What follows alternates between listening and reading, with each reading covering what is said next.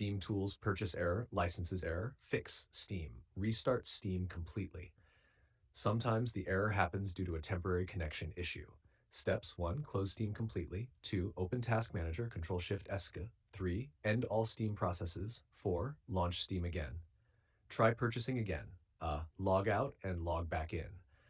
Refreshing your account session can fix license sync issues. Steps 1. Open Steam. 2. Click Steam, top left corner. 3. Select Change Account.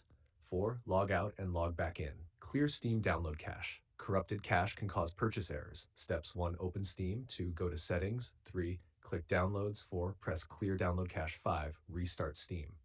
Check Steam server status. Sometimes the issue is on Steam servers. If servers are down, purchases may fail until they recover.